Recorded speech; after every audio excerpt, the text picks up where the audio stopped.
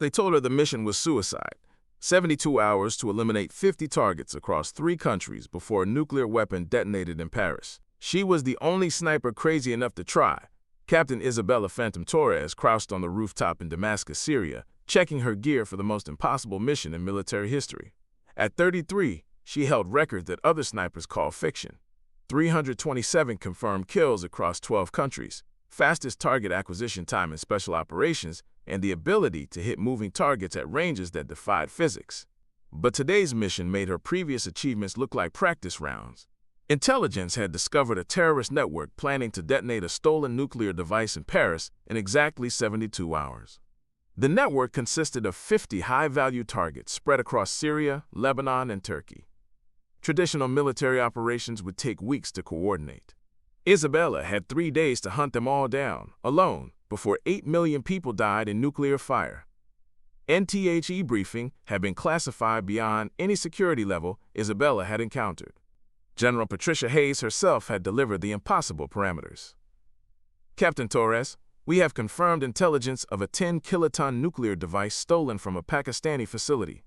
The terrorist network controlling it has 50 key personnel whose simultaneous elimination is the only way to prevent detonation.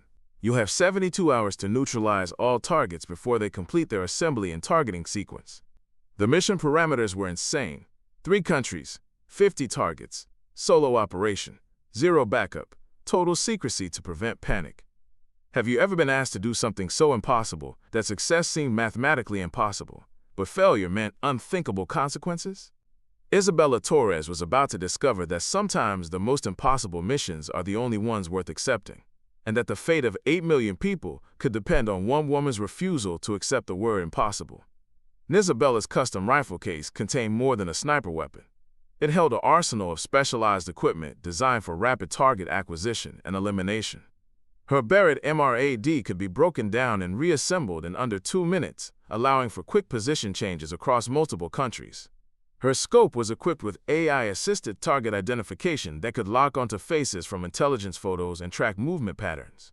But the real secret to Isabella's legendary status was her ability to think 3 moves ahead of her targets, predicting their behavior and positioning herself where they would be rather than where they were. Through her scope, Isabella could see target number 1, Hassan al-Rashid, the network's communications coordinator, meeting with arms dealers in the Damascus Cafe 847 meters away. One shot to his head would begin the most intensive 72-hour elimination spree in military history. But Isabella knew that after the first kill, every subsequent target would become exponentially more difficult, as the network realized they were under attack. She would need to eliminate all 50 targets before the survivors could warn each other or worse, accelerate their nuclear timeline. Isabella's first shot was perfect. Hassan al-Rashid eliminated with surgical precision at 847 meters. But instead of moving to the next target, Isabella discovered something that changed the entire mission parameters.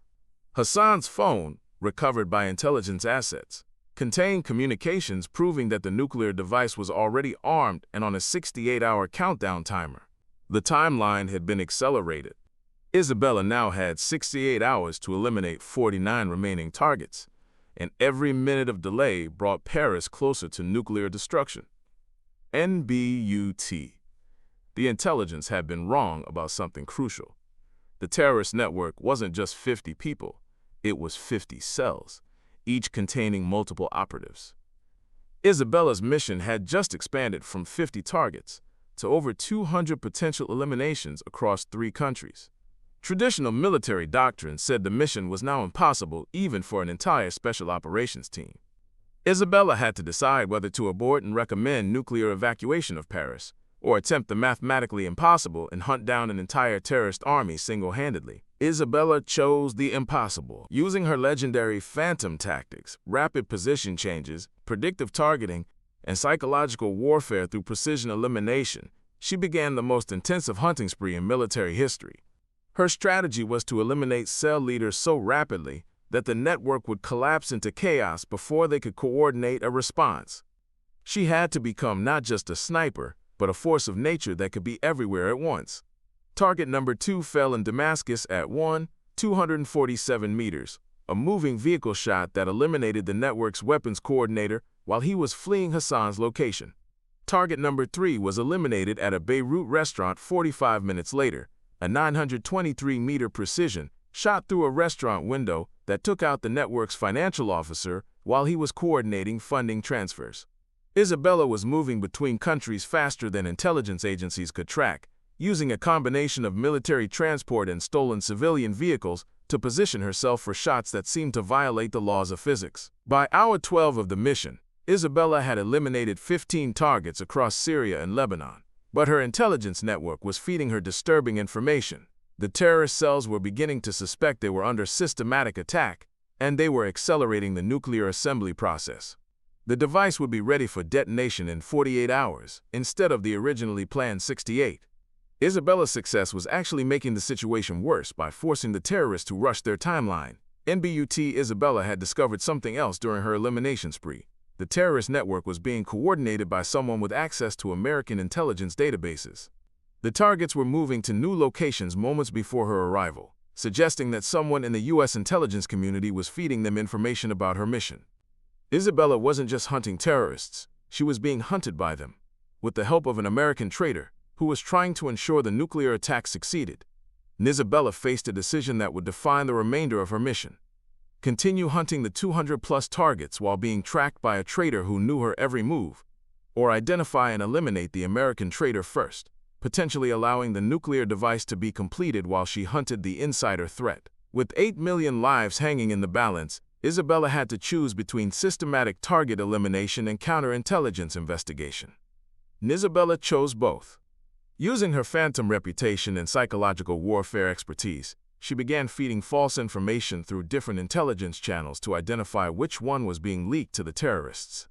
While simultaneously continuing her target elimination spree, she was conducting a counterintelligence operation to expose the traitor who was compromising her mission. Isabella had become a one-woman army conducting multiple types of warfare simultaneously. Isabella's counterintelligence trap worked faster than expected. By feeding different target information through various channels and monitoring terrorist response patterns, she identified the leak within 18 hours. Colonel Marcus Webb, the same officer who had briefed her on the mission, was providing real-time intelligence to the terrorist network. Webb wasn't just a traitor, he was the operational coordinator ensuring that the nuclear attack succeeded while maintaining plausible deniability for American involvement. And Webb's betrayal explained why the mission parameters had been so impossible. He had designed them to ensure Isabella's failure while providing the appearance of American effort to prevent the attack. Webb wanted the nuclear device to detonate in Paris to trigger a global war that would benefit defense contractors and military industries that he secretly represented. Isabella's success in eliminating targets was threatening to prevent the profitable war that Webb had helped orchestrate. Isabella had turned Webb's betrayal into a tactical advantage. By feeding him false information about her location and target priorities, she was using his treason to mislead the terrorist network while she conducted her real elimination operations. Webb thought he was helping the terrorists evade Isabella, but he was actually helping Isabella position them for easier elimination. The traitor had become an unwitting asset in Isabella's psychological warfare campaign. Isabella's target list had expanded to include Webb himself, but eliminating him would alert the terrorist network that their intelligence source had been compromised. Instead, Isabella began feeding Webb information that would lead the terrorists to consolidate in locations where she could eliminate multiple targets simultaneously. She was using the traitor to orchestrate the terrorists' own destruction while maintaining the appearance of mission difficulties. Isabella's elimination rate accelerated dramatically once she began using Webb's treason against the terrorist network. By hour 36, she had eliminated 47 targets across 3 countries, but the nuclear device assembly was nearly complete. Intelligence indicated that the terrorists needed only 12 more hours to finish their work, giving Isabella a 12-hour window to eliminate the remaining targets and locate the nuclear device itself. Isabella had realized something that changed everything. The nuclear device wasn't being assembled in Syria, Lebanon, or Turkey. Webb's intelligence had been deliberately misleading her away from the real location. The device was being assembled in France itself, in a location where Isabella's elimination of network coordinators couldn't stop the final assembly process. She had been hunting decoys while the real bomb makers completed their work in Paris. Isabella faced her most impossible challenge yet. With 12 hours remaining, she had to travel from Turkey to France, locate a nuclear device in a city of 8 million people, and eliminate the real assembly team while they completed their work. Traditional military doctrine said the mission was now beyond impossible, but Isabella had stopped believing in impossibility 36 hours ago. Isabella's solution was characteristically insane. She would eliminate the remaining decoy targets so rapidly that the network would assume she was still in the Middle East, while simultaneously traveling to Paris to hunt the real assembly team. She had to be in two places at once, maintaining the illusion of continued operations in 3 countries, while actually conducting urban warfare in the heart of France. Isabella's final 12 hours became the most intensive urban hunting operation in counterterrorism history. Using intelligence she had gathered from the 47 eliminated targets, she identified the nuclear assembly location, abandoned metro tunnel beneath Paris, where the device was being completed by a 12-person team of nuclear engineers and bomb makers who had been imported specifically for this operation. NBUT, eliminating targets in underground tunnels, presented challenges that made her previous 47 eliminations look simple. No sightlines for traditional sniping, enclosed spaces that negated her mobility advantages, and proximity to civilian populations that made explosive tactics impossible. Isabella had to adapt from long-range precision sniper to close-quarters urban warrior in an environment designed to neutralize her greatest strengths. Isabella's approach was pure phantom innovation. Instead of entering the tunnels, she used her knowledge of Paris infrastructure to position herself in adjacent tunnel systems where she could eliminate targets through tunnel connections and service passages. Her AI-assisted scope could identify targets through thermal signatures, even in complete darkness, allowing her to engage the assembly team without exposing herself to their defensive positions. NTHE underground battle lasted 4 hours. Isabella eliminated the 12-person assembly team one by one, moving through the tunnel system like a ghost, striking from positions that seemed impossible and disappearing before return fire could locate her. But with 8 hours remaining on the nuclear timer, Isabella discovered that the device had been completed and armed.